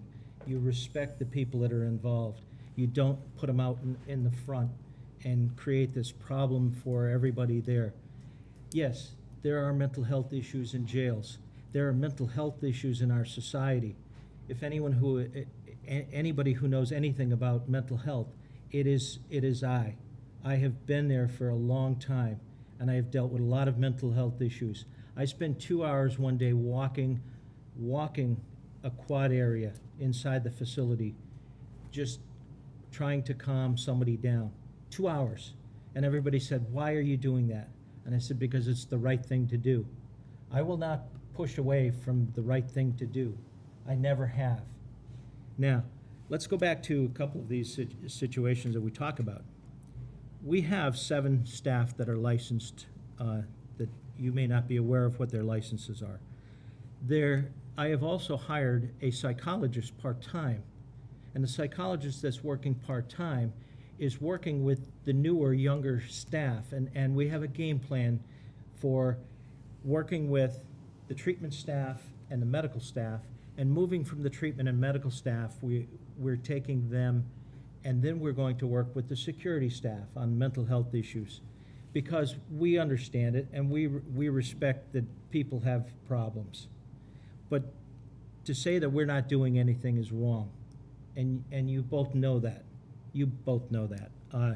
The contract services that we have with ServiceNet is an overreaching contract because our population do not stay with us that long.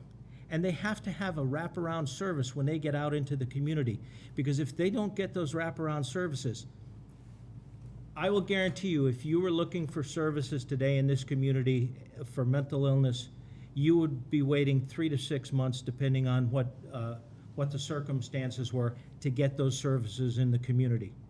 We have a connection because we contract services with ServiceNet, and ServiceNet is in our community, and they work hand in hand with, as we move our people back into the community in these short periods of time. And I will stick with that kind of a process.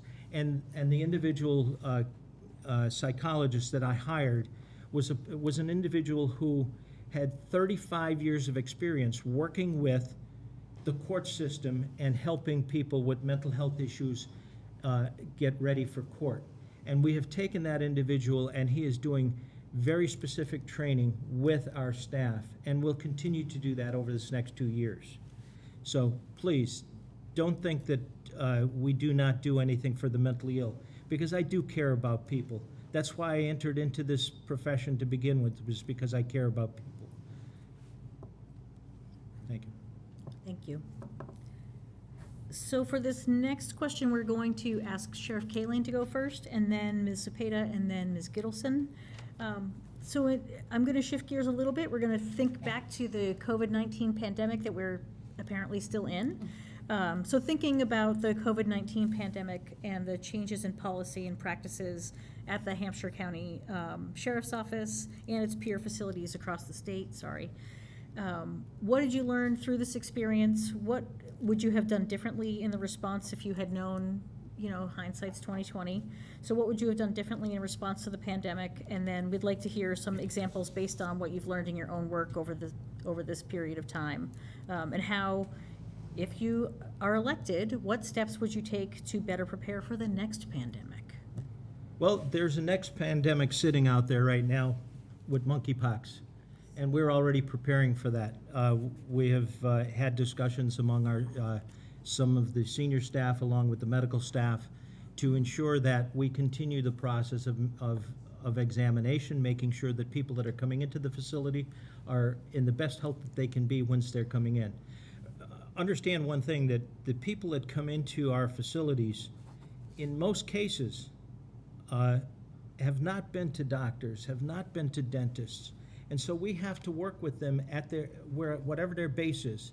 And so when we start to look at what is the next pandemic, we looked at, I think one of the best things that we did, and we have done it for monkeypox as well, the 14 sheriffs in the Commonwealth got together and we said, we're going to hire an epidemiologist.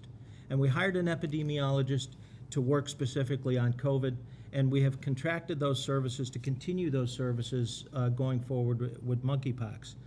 I have learned from the process that making sure that the outside community understands what's going on, and I did put out pretty much every 2 weeks exactly what our status was, because I didn't want the the outside community to panic that we had a spike or we had no spike, but the communication had to be there. So every 2 weeks, we were sending out information to the local press, who in most cases did not publish it, to our legislative delegation, and we posted it on our webpage, so that people on the outside community could understand that in these crisis times, we were being open and transparent as to what was happening inside the facility and how we were controlling the situation. I think we did the best job as far as moving people and keeping people in smaller areas for longer periods of time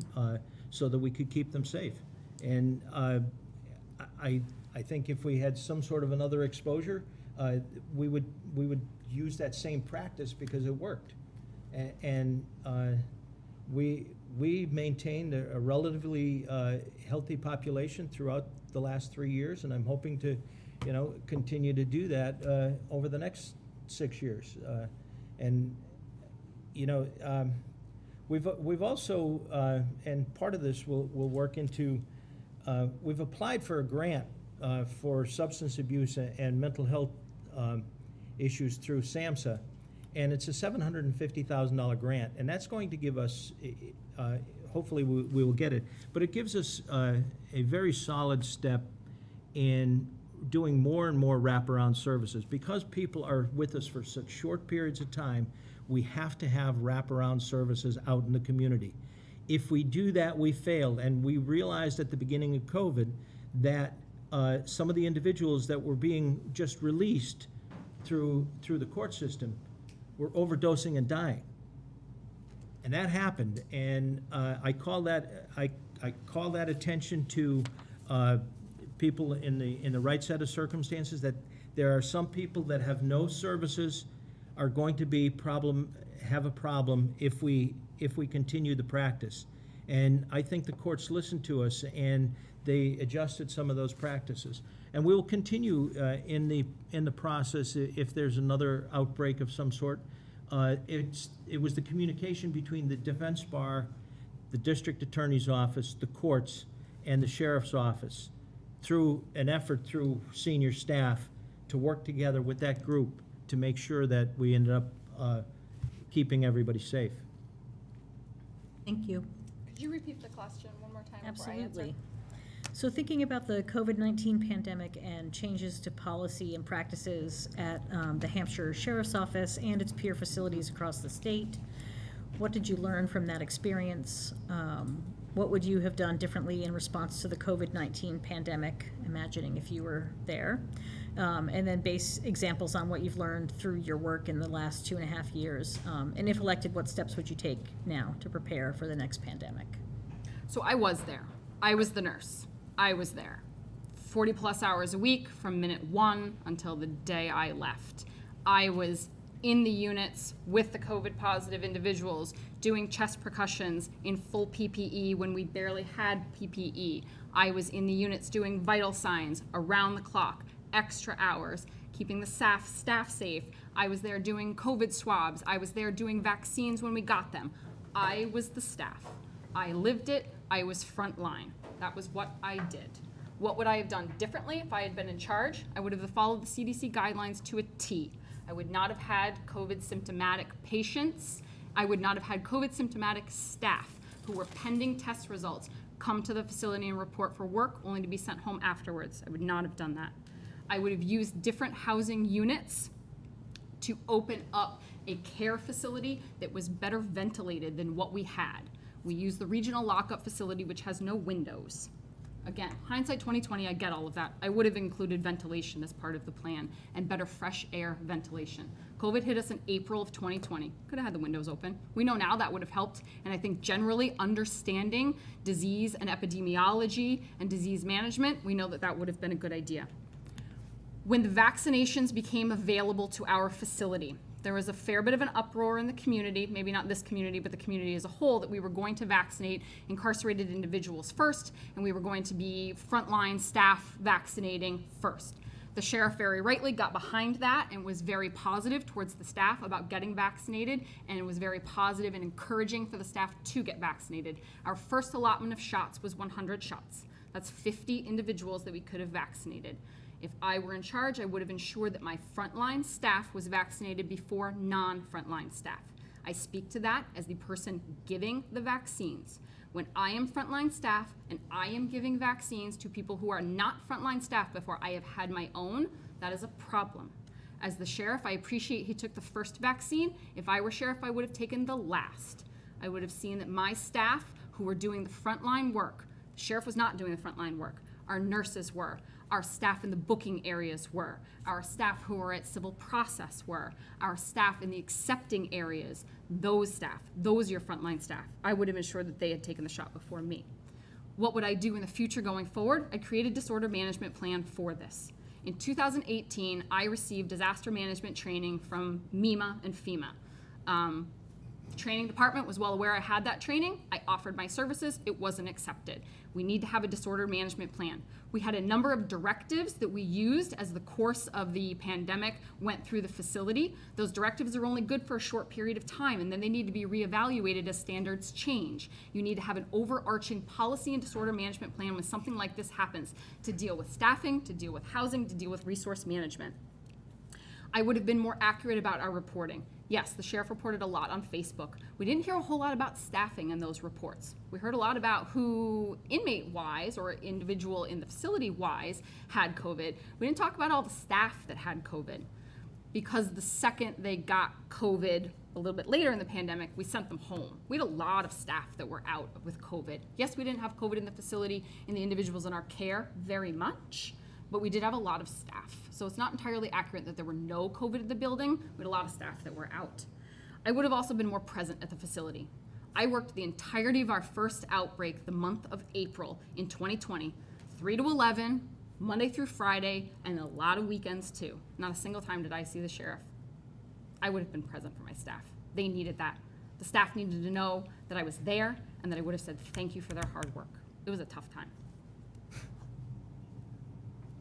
Thank you. Ms. Gittleson? Yes. So we learned a lot in COVID, didn't we? And we learned what to do. We learned what not to do. One of the things that I think I would do differently is I would pay very, very close attention immediately to the CDC. And when the CDC was telling us early on in March, stay home, that's exactly what I did do. And in fact, I used my own sick time in order to do that. Because what I saw still going on in the office that I occupied, I saw pretrial individuals who were coming in directly off the street who had not been tested yet as the pandemic was beginning to rage, who were still coming in and walking past my door 6 times a day. And I knew that they hadn't been tested. I knew that they had not been screened for COVID, and I had some grave concerns about this. So when the CDC says stay home, I listened. And I think that that's the strategy I would take again should there be another similar type of pandemic. I think that we are much better presented, we are much better prepared at this point to be able to have the gear that we need to have. We are much better stocked in terms of masks. We've got hand sanitizer now. We've learned a lot of different strategies. We've got more PPE. But if we have another pandemic, we might have the same sorts of experiences in terms of shortages of some sort of material that we have not anticipated just yet. I listen to doctors. I believe in science. That's what I would do, certainly. I would also make sure that people who were in a situation, as they were in the jail, who were in lockdown, people in custody, that they would have something to occupy themselves while they were in custody. And that was a problem. There was a lot of time on their hands that they spent doing absolutely nothing. And while I was there as the education program director, the Department of Education was reaching out to me saying, what's going on with your teachers? What are your teachers doing from home? Why can't they provide virtual experiences to the people who are still inside, sitting there just waiting. And that's because we were behind the 8 ball in terms of technology. The facility had never been wired, it was not up to date. It wasn't a question of us not being able to, get a signal out. The question was whether or not students inside the facility could receive what we were teaching. So we were at home. The Department of Education was saying, are your teachers getting any professional development while they're sent home? So one of the things that we did do, non-essential staff were sent home. One of the things I would do in the future is I would look at the overall staffing and the facilities management, and I would see if permanently there aren't some individuals who can do some of their jobs from home so that we consistently have a better ventilated facility. One of the things I've seen is that we have a number of individuals who've experienced symptoms of sick building syndrome. And we saw a lot of that as the mods were being rehabilitated. Every time they pulled up flooring, they found mold, for example. So we had a lot of problems with that. So one of the things I would do is I would send any staff who can do their jobs from home. I think we would figure out some work from home strategies for some staff who can do that permanently, right? So that's one of the things that we learned. Thank you. I'm going to pause for a second. It is now 8:30, which means we have half an hour left till we officially end. I have a couple more questions. I also want to let everyone have 4-minute closing remarks at the end. I want to pause and see if there's anything that anyone wants to have a 2-minute rebuttal to clarify points of anything that's been asked so far. So why don't you all take a second to think about whether, although Sheriff Halene, I see you raising your hand, so take a few minutes, go through your notes, see if there's, not minutes, because we don't have minutes, but let's set this up so that if there's something that folks want to do a 2-minute clarification of, let's allow that to happen, and then we'll ask our final question and then do closing remarks. And because you raised your hand first, Sheriff Halene, I will allow you to go first. So 2 minutes on the clock, Evan. I would like to just address this last question. Maybe I was missing someplace, but I'm shocked that somebody would say that I wasn't in the facility. I was in the facility day and night, and even on the overnights, and you can check that. I spent the weekends coming in and checking with medical directors at the time to make sure that everybody was doing what they were supposed to be doing. I gave up my time because my position as sheriff is 24/7, 365 days a year. So when you say that, you may not have seen me, but I was there. And to the point of people passing by your door that were in some unhealthy condition, I would disagree with you on that because the medical department had very specific directions on screening people when they came in. And so, and during COVID, there was not movement between the units. We shut down the movement between the units, and there was very limited movement. The only group that would be moving would be those people going to work assignments. And those people were people who had been in the facility a long period of time, much longer than the 14-day quarantine period. So I just want to make sure that people don't think that we just took for granted that there was very, very little being done for the people that were in our care, because we did take care of those people. Thank you. Ms. Gittleson? I do have a response to that, which is that the initial response to the COVID outbreak was slow to react. Other facilities had sent non-essential folks home weeks before the Hampshire County non-essential folks were sent home. So when I say that folks coming in from the outside who had been freshly arrested and booked were passing by my door 6 times a day, and they had not at that point been tested, it's because we didn't have the tests. We didn't have the ability to know what we were dealing with at that point. Other facilities had sent their folks home weeks before, and we were waiting for the directive. And some of us took it upon ourselves, and because the Department of Education reached out to most of its education programs, they said directly to us, you folks need to go home. You need to leave the facility, because that's what's happening elsewhere around the state. So there was not an immediate response, and there was a slow reaction time that I would argue with. Do you want to have, I mean, and it can be really on any point, not necessarily. No, just 30 seconds to this. Okay. I have no doubt that the sheriff was in the facility. I'm just saying my experience was that I never saw him during the period of COVID that we were there. I worked there a lot of hours every week, and I did not see him. I have no doubt that he was there. Like you said, he discussed with the medical director. I was not the medical director. I was your line staff. Your line staff are the people doing the day-to-day work, caring for the individuals that are there, COVID or not COVID. What those staff need and what those staff want is an acknowledgement of their work. I think that's a lot of what we're both saying up here, is that there needs to be an acknowledgement of that work. I appreciate the sheriff was in close contact with the medical director and the facility physician. I appreciate that, but I would have appreciated a thank you personally more, as would have the sergeants, the lieutenants, and the officers that I was working with, knee-deep, covered in PPE, 8 hours a day in the COVID unit. We would have appreciated a thank you too. Okay. We're going to move away from COVID for a bit, which it would be really nice if the whole world could move away from COVID. I cannot make that happen. I wish I could. So this next question I'm going to ask Ms. Gittleson first, and then Sheriff Halene, and then Ms. Cepeda.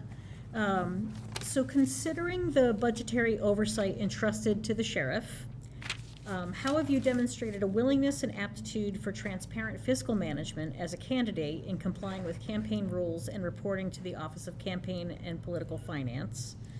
In what ways do you believe the Hampshire Sheriff's Office can better utilize and leverage existing funding to support the growth of new programs and those that are currently under development? And I can always repeat any of that if you want me to. Okay, so I see two different parts of that question. One has to do with campaign finance, which, you know, honestly concerns me quite a bit less than the actual facility transparency when it comes to budgetary matters. I can tell you from firsthand experience, it's a steep learning curve to deal with the office, with the OCPF. They are quite vigilant about making sure that we are filing our reports on a regular basis, so there's no question that there's quite a bit of transparency going on there. I will say that I have made it a point to say that I will not accept campaign contributions from jail staff. I don't want to be beholden to anybody who I might be overseeing at any point. I just think it's bad optics. I understand Mr. Halene's response that it's a person's freedom of speech to support whomever they want. I just think it doesn't look right when you've got an employee who's contributing to the boss's campaign for re-election. So I have said point blank, I will not take any campaign contributions from anyone who works at the staff or is likely to work at the staff. Thankfully, I don't have any relatives, I don't have any friends who need jobs at the jail, so I'm good on that. I don't need to pay back any favors.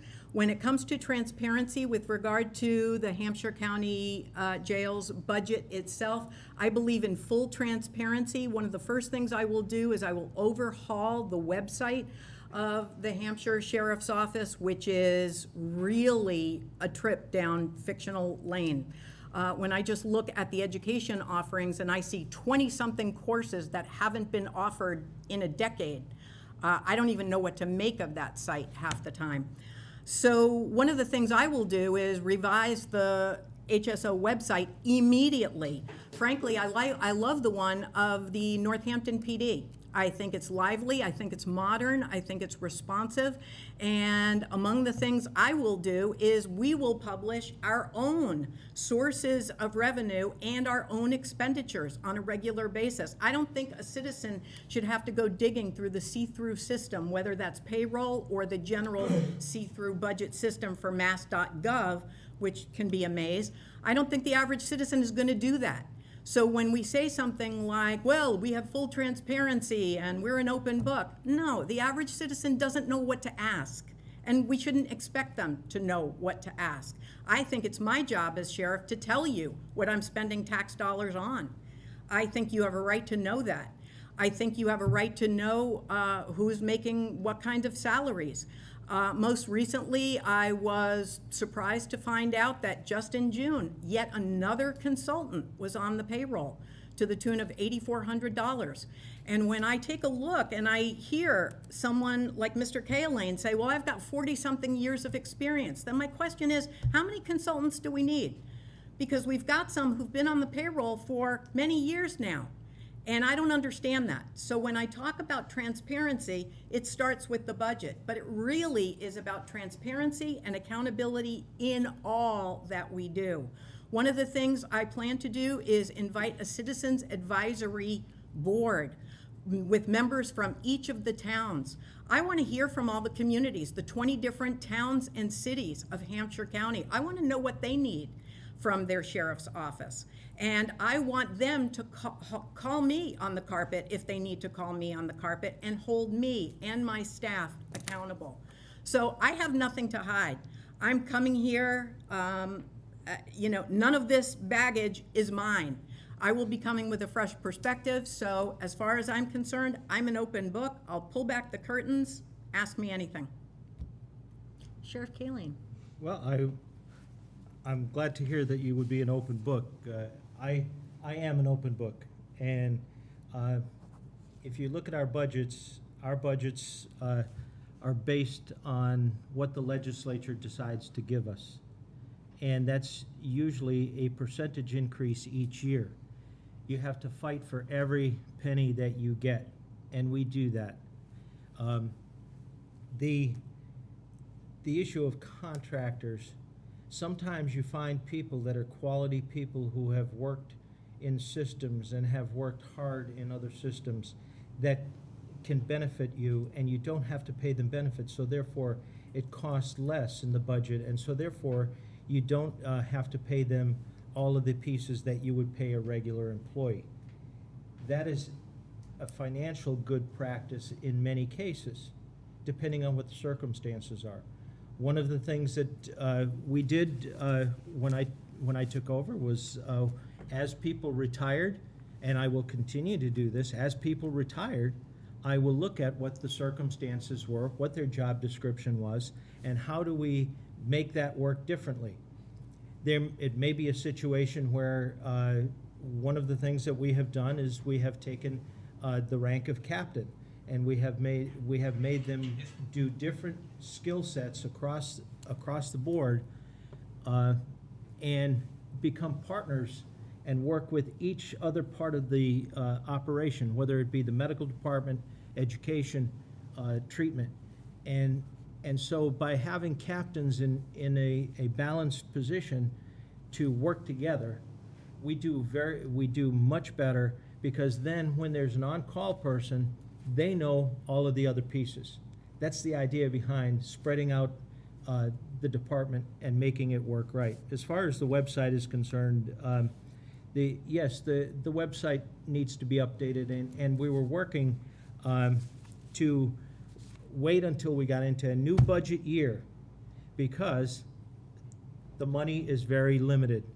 Roughly 5 to 10% would be almost considered expenses that we can push outside of what would be normal expenses between our medical costs, our food costs, and our staffing costs. You're working with roughly 10% of your budget that you may end up being able to use for different things. And it just so happens that the project this year is revamping the website. And it takes time to do these things. You don't just snap your fingers. It would be great if the sheriff had the power to just snap their fingers and say, okay, we're going to get this done, and it's going to get done today. That isn't how budgets work. It's not how the state works, and it's not how the Commonwealth of Massachusetts has ever worked. As a matter of fact, if you take a look, the state budget was a month and a half late, right? Or a month late this year. And some of the pieces of the budget are still being signed off on or being kicked back by the governor as we speak tonight. So when you think of these things, you have to understand that nothing happens quickly because the money comes from the Commonwealth of Massachusetts. I don't have this pot of gold that I can just reach into and say, here's the money for these things. Let's go spend it on one thing or another. We have to make rational choices. And the inmate population on the correction side is one of the important pieces. Sorry. Thank you. I'm going to ask you, Ms. Peter, to finish, and then it looked like there might be some calls for extra time I on think I'm this going to question. answer that question backwards to forwards and address a little bit of what Sheriff Halene had talked about, and Ms. Gittleson as well. The website is certainly an issue. It is 10+ years old in terms of updating. The facility has 3 IT professionals, more than other comparably sized facilities. Those 3 individuals collect salaries of up over $270,000. There is opportunity for those individuals to be working on updating a website. We're all here running a campaign. We all have websites. I personally designed my own website. I'm not an IT professional. Imagine what a professional can do. It's not that difficult, it's not that hard, but it does require an allocation of time and an individual who knows what they're doing. The facility has 3 IT professionals. I suspect one of them could probably be tasked, at least part-time, with a website update. My website launched in February and was up and running a few months after I started working on it. It's not like I'm asking someone to take 6 years to do this like the sheriff has had to do this. It's great that this is going to be the budget allocation this year, but there's been 6 years worth of opportunity to do this. It's not difficult. It needs to be a priority, though. That's all. When we talk about the budget and where we're allocating resources and funds, contract providers are certainly an issue. If you look at the final year of Sheriff Garvey's administration, contract providers accounted for less than $500,000 of the budget. In the first full year of Sheriff Halene's budget, that was up over $1 million. We've created positions in this administration that didn't previously exist, department heads and job titles that didn't previously exist, and we've allocated resources and funds and budget and salary to individuals who have come in from another facility or another area for a particular position, and shortly after they've begun that job and that position, they've been elevated and promoted and given significant job raises in certain cases to take on responsibilities outside of the initial job that they were hired for and outside of the training and criteria that they personally obtained. The licensure which they do or do not have. They are now supervising things that they were not required to or hired to shortly after that. When we talk about how this translates with our campaign finance and everybody being an open book and all of that kind of thing, I think we're all on the same page that we're all an open book, that sort of thing. I'm also the only candidate who hasn't been audited by the OCPF, who hasn't been sent to legal for any of their campaign finance issues, who hasn't been required to give back any donations that they've received during either this tenure or a previous with OCPF. Yes, I have donations from staff, present staff right now to this facility that are donating to my campaign. I do not oversee anyone. When I become sheriff, if I'm likely to become sheriff, we can cross that bridge when we get there about optics. For right now, those staff have incredibly little power in all of this. One of the only things that they have to speak with are their dollars. And there are several that are in favor of my campaign and are speaking in one of the only ways that they can. It's with dollars. Another way is with passing out literature of mine. Another way is with lawn signs of mine. They have very little options. Who am I to tell them no? They have a voice that they'd like to speak with. I'm not about to silence them. If this is their choice, they certainly can. Thank you. Okay, so I did see that some folks were looking like they wanted to do another minute or two on that question. I want to make sure that we have 15 minutes left. I want to make sure that we wrap up. Actually, we have 12 minutes left. I don't want to take time away from closing arguments. What if we do one minute rebuttals, and we'll see how that goes? And I think, Ms. Gittleson, you had something you wanted to say. Yeah, there's a reason that I focused on transparency as the #1 pillar of my campaign, which is that I believe that there hasn't been any. And I think that the average citizen in Hampshire County has no idea what has been going on in the Hampshire Sheriff's Office for a very long time. And that's the reason that I wanted to make it number one, that I was going to take a look at. So with regard to the websites, I'm going to join what Ms. Cepeda said. We each got our websites up in no time. This is not a difficult thing to do. It just hasn't been a priority for this administration. I do want to add to the question of positions that have been created. There's no transparency there either. And 3 positions were created right off the bat and handed to people who were acquaintances of the sheriff. These positions were never posted.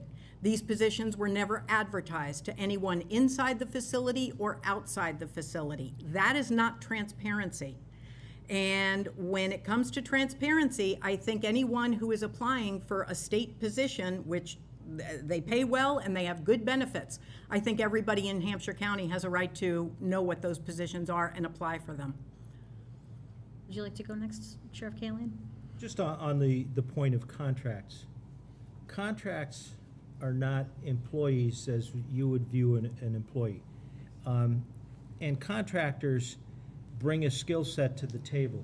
And contractors that I brought in were quality people who had a total history of how we do corrections in Massachusetts.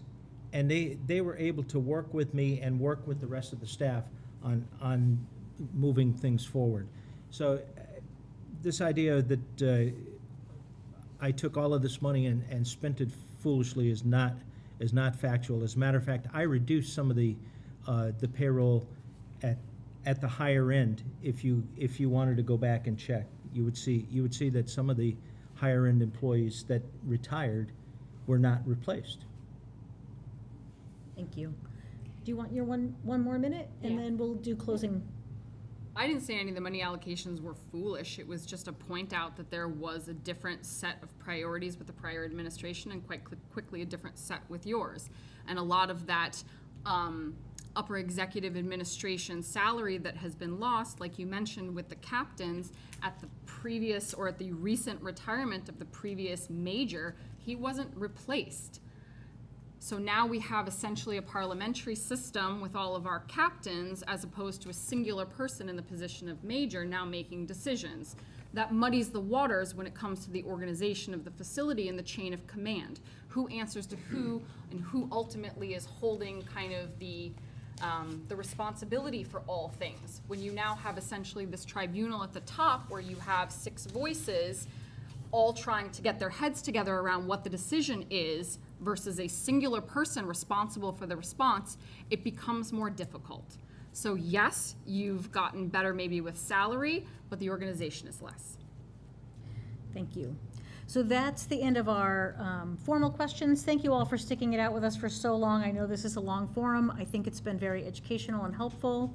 I want to make sure that everyone has time for their closing remarks. So I'm going to actually go in the reverse of the opening remarks. So that means Ms. Gittelsing, you get to do your remarks first. And we will go over by a couple minutes.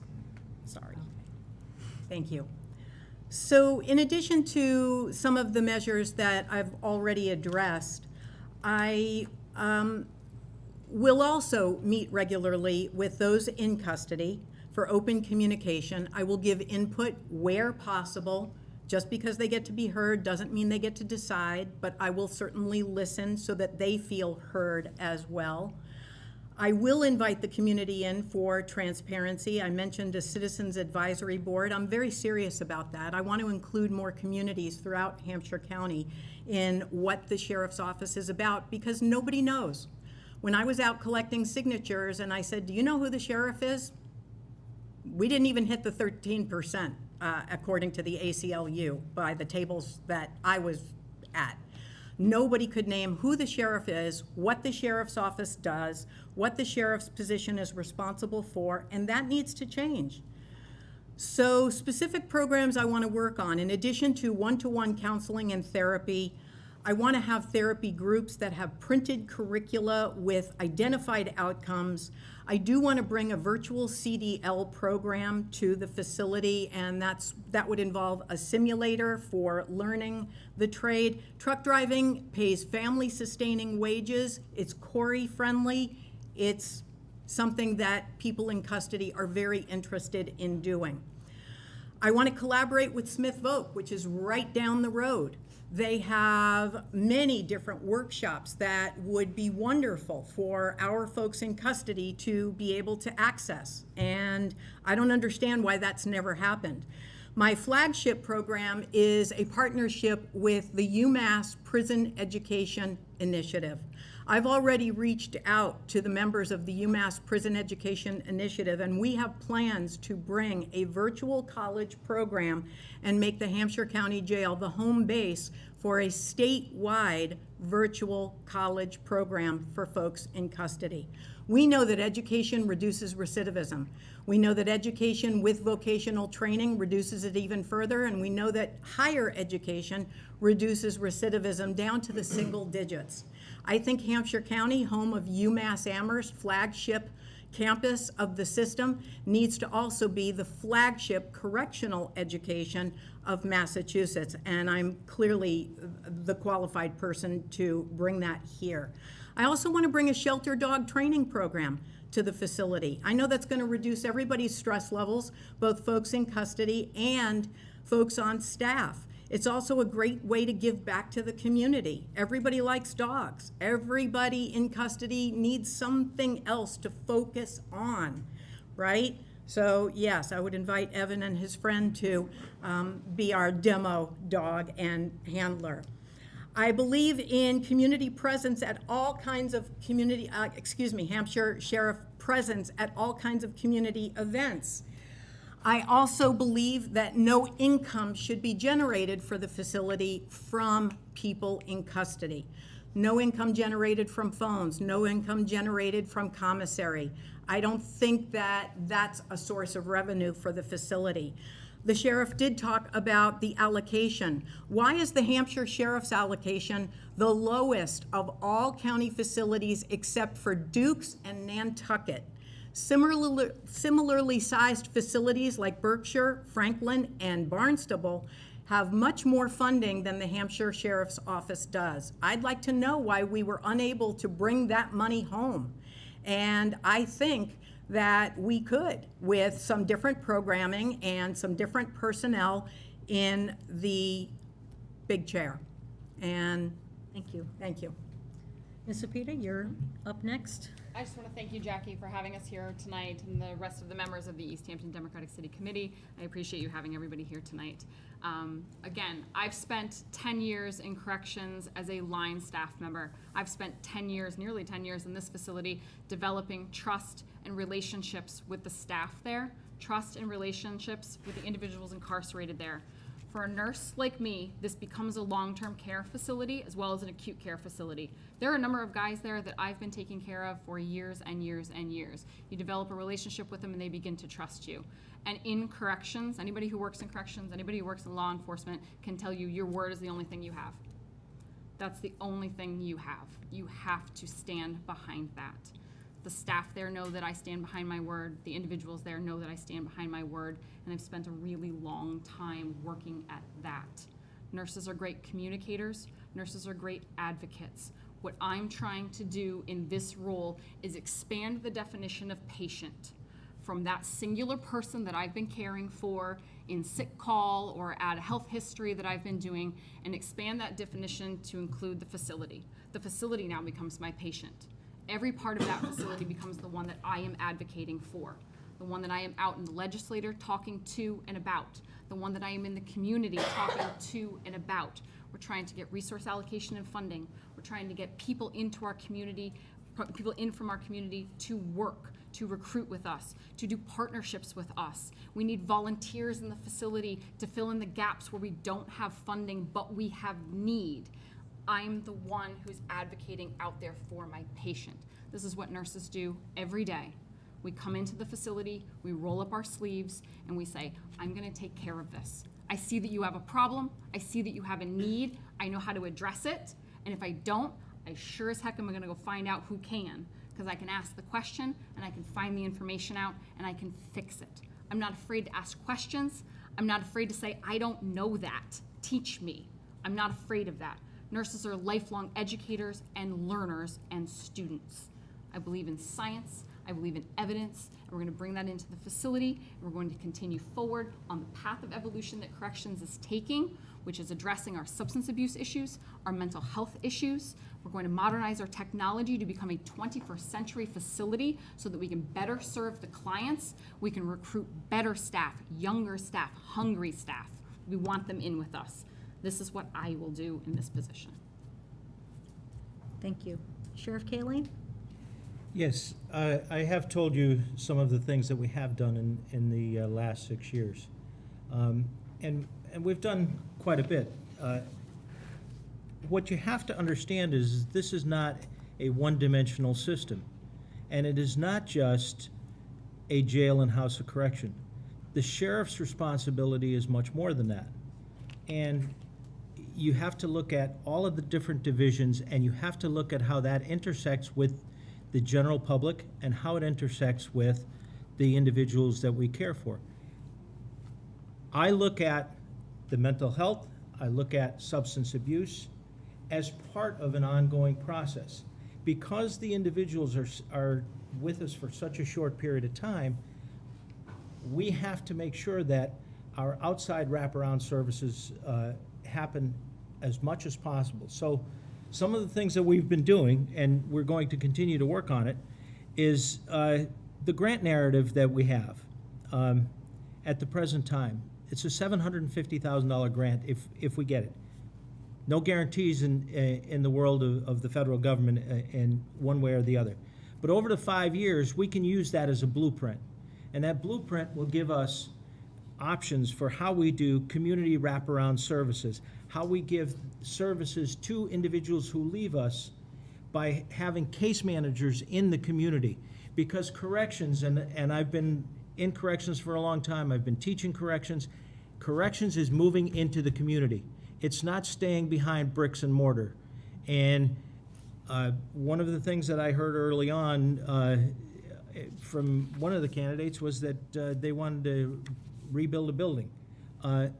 That's not what corrections is going to be 5 years down the road or 10 years down the road. What's going to happen is we're going to see more and more people living in community settings with electronic monitors, with supervision, with medical treatment, with mental health treatment, and with substance abuse treatment. That's what's going to happen. So that is the way I look at this situation. We're going to implement more community corrections programming. We're going to continue moving it in that direction. I am going to continue to work with the LGBTQI initiative that was started just before COVID, because it's important to my community in Hampshire County, and it's also important to us as a state to protect those rights that everybody should have. I want to find a good location for a second Bridge to the Future project in Hampshire County, but not in the Northampton area, because we have a Bridge to the Future in Northampton. And I want to continue our Triad program. The Triad program works with seniors.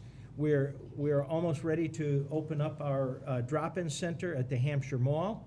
And at that point in time, there'll be a place for seniors to come.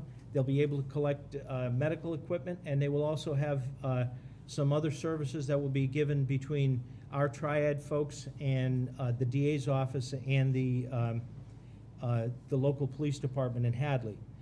We want to continue to build our therapeutic model of corrections. I am going to keep pushing that. And I want to continue the positive relationship that I've built with our legislative delegation, because they are important to us in what we do and how we do it. So I am Patrick Halene. I'm the Sheriff of Hampshire County, and I have the education, training, and certification to run the Hampshire Sheriff's Department. I'm the only person in this race who has run an agency with over 150 people and conformed to the rules of the Commonwealth of Massachusetts. Thank you. Okay, so that concludes our forum.